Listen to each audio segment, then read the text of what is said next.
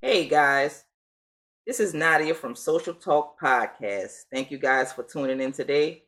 And today we're going to talk about uh, Miss Loni Love and her comment on black men cheating and how it's stemming from something way deeper than just uh, being a man thing. So let's get into it. Today, I was reading something from, of course, social media, and I ran across this page where they were talking about Loni Love and how she said that black men, how they cheat, and I think it was she was talking about the Kevin Hart situation and how everybody was on some people were on what had their thoughts about it, and some people just rather not talk about it. But Kevin Hart just recently did a documentary about his life and his humble beginnings of where he came from and where his how far he's come from that. And Lonnie made the comment that Kevin Hart works hard and he didn't want to go back to that. So he was using that as an excuse to gratify the reason that he cheated or whatever that situation may be. And it was someone else who made the comment he understands why Kevin Hart cheated. So Lonnie is pretty much saying that some men, not all men, she said, in the black community, she's not speaking for the black community. She said that some men, they use money and power as a reason for their cheating, but it seems to go back further, all the way back to slavery, that we have not overcame the idea of the slavery situation that took place. So what happened is when they separated families, when they took us from our land and our homes, and they brought us to the Americas, and they separated families, then young boys grew up not having a strong connection with the man being with his family and providing for his family and being a true man of the family. What these young men started to develop is a psychosis of, I have to go out there and work hard. As long as I'm bringing the money home, then that should be enough. But it's not enough. It's not enough for a lot of us women. We want a man who's going to be loyal to us. We, the ones who are definitely bearing their children, we want you to be loyal to us, to make us wives, and so we can. I know I'm speaking for myself. I'm not speaking for all women, because most women don't want to be wives. That's their choice. But for the ones who do want to be wives, we want to be a wife of, hopefully, the guy who we are having the children for, and that he would then take his part in being the best husband he can be, the provider he can be, and being a family man. No woman wants a man who is just going to be a provider, but you can't be loyal to them. It just does not work. So it's a lot of people, came down online for the decisions that, or the comments that she made, because they were saying not all men cheat. Not She didn't say all men. She said some. She said some men cheat, and that is definitely true. You know, um, there is a small percentage. I also was watching a small percentage of people who don't cheat, but I was also watching something else on YouTube where they were interviewing K Michelle, and K Michelle, she's no stranger to telling people. She don't shy away from telling people about how she's been in so many messed up relationships, and how all the men that she's been in relationships with, they have done her wrong, and they just did her lower than low can get. So she was saying that she is looking for that 1%er. Like, there is 1% of men who actually are doing the right thing and being faithful to their wives and this and that. And she put her dad in that category. And so I think what happens for a lot of us who have strong father figures in our life, what happens is we we look at our dads for the blueprint of what we should expect in a man. Now, a lot of times we don't get that from the male counterpart, so we start jumping in and out of these toxic relationships, and it's not good. And it builds so much, it gives the woman the opportunity to build up this gigantic wall, and it also becomes a situation where women tend to fall in that they keep repeating their steps, because they think, they want to believe that this time will be better, this time will be different, because they are basing it solely on what the information that the man is giving them, and they're trying to look past some of the red flags that's already out there. Now, a man will show his red flags before you even just have a simple conversation with him. Before you even really get into a deep relationship with him, he will give you who he is. He will give you the red flags. And we as women, we just have to recognize them. We have to recognize them, and we have to be ready to accept those red flags. Either we can make a choice to stay and maneuver around those red flags, or we can make a sound choice to not deal with it and go for somebody who we know will give us what we're looking for. Steve Harvey said it best when he said you have to have requirements. If you don't put forth your requirements, that don't make you unapproachable. It gives them the idea, in a sense, to know, okay, if I'm not bringing XYZ to the table, then I can't even get into her space. So you have to have those requirements up front.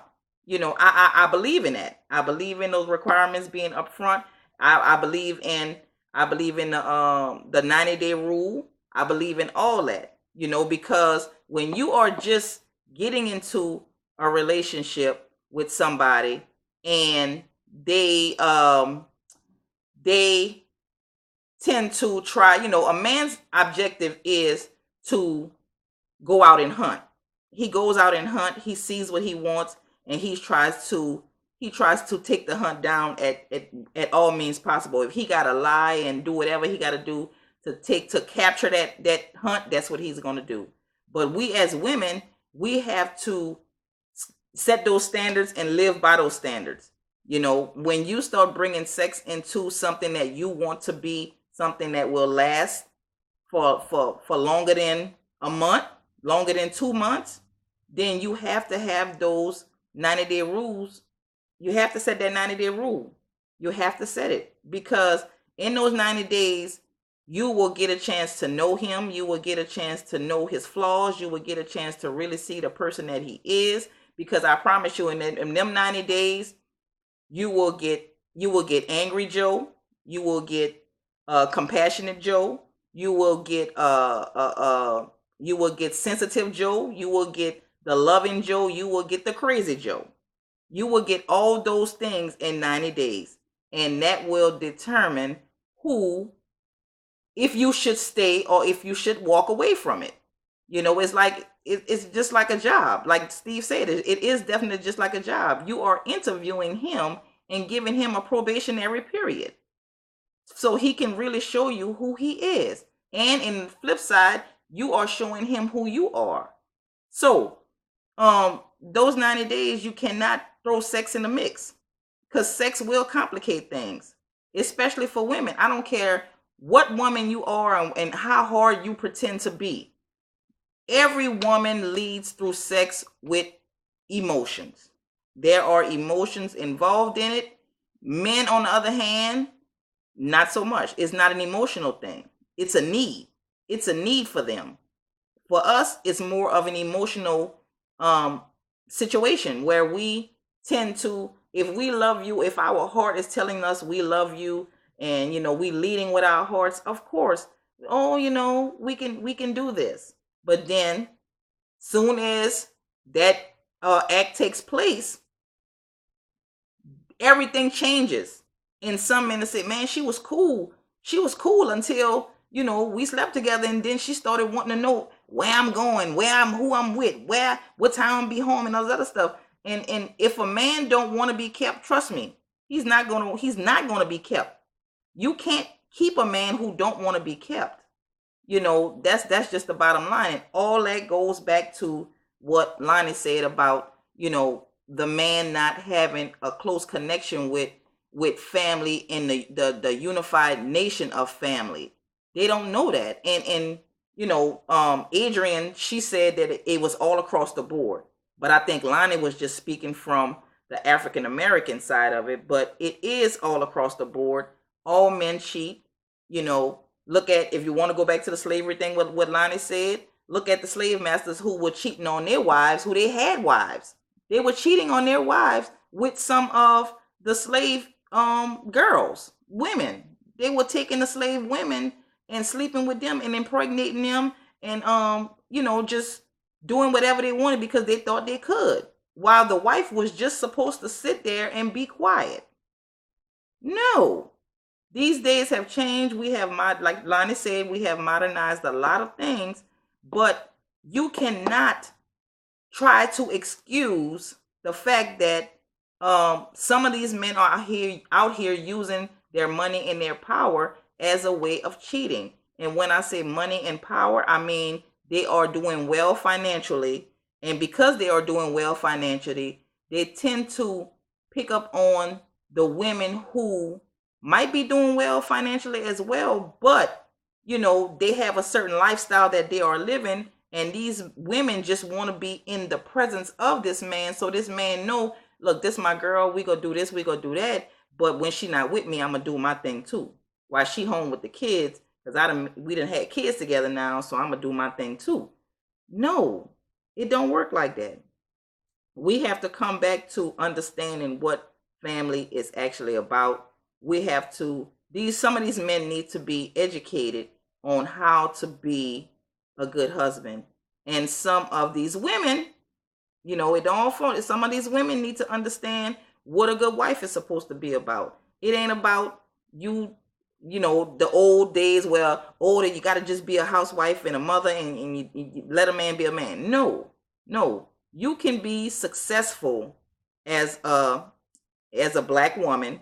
You can be successful and you can still be a good wife. You can still be a good mother. You can still take time out for your family and your kids and your husband. You can still do these things while you're being successful. It's not, women hold a lot of hats, and the men are supposed to be that strong suit to give that woman assurance that you're going to have her back. You're going to be there when she needs you the most. But if you are out there doing you with all these other women, you are breaking her down emotionally. You are breaking her down mentally. And it's going to eventually backfire. And when or if a divorce happens, the next man that comes along that might be a good guy, it's going to be harder for her to love him the way that he should be loved, because she has built this gigantic wall that she's not willing to compromise that wall for happiness. They were talking about K. Michelle and how, go back to the K. Michelle thing. They were talking about how she has built this wall up and she don't want to deal with no men. She just feel like all men are dogs, all men are worthless, all men just speak with their ding-a-ling and all this other stuff. But you get what you give. It's the energy. It's all energy. You get what you give. So if you are putting out this negative attitude about all men, then what you think is going to gravitate to you? Because the ones who feel like they are in what she said, the 1% club, they're not going to want to approach somebody who's so damaged because they just feel like it's too much. It's too much. When you become so damaged till you attracting other damaged people, that's what happens. You attract other damaged people. And you will never get the 1% that you're looking for because you're not taking the time to work on you. You're not taking the time to work on you. You're not trying to focus on you.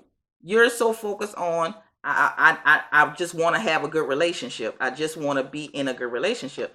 It doesn't work like that. If you are damaged, you need to get the help. You have to get the help, because that's the only way you will learn to love again, because you have to love you. You have to love you first.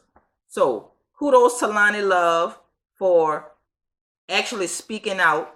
And for the ones who were negative and saying all kind of craziness, they don't get it. They want to think how they think, and that's cool. I applaud her for speaking out about it. And once again, she didn't say all men. She didn't say all. She said some. And that's the biggest word of this story. It's some men. Some men, they just cheat. They don't know how to do nothing else. They need the help. They really need the help. So, thank you guys.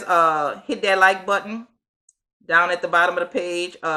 Hit the bell to subscribe, and that way you can always be posted on when I post new videos. I'll probably be uploading every once a week on my videos, but I shoot a lot of videos, so but I'll upload once a week. So thank you guys. This is your girl Nadia. This has been Social Talk Podcast, and I'm out. Peace.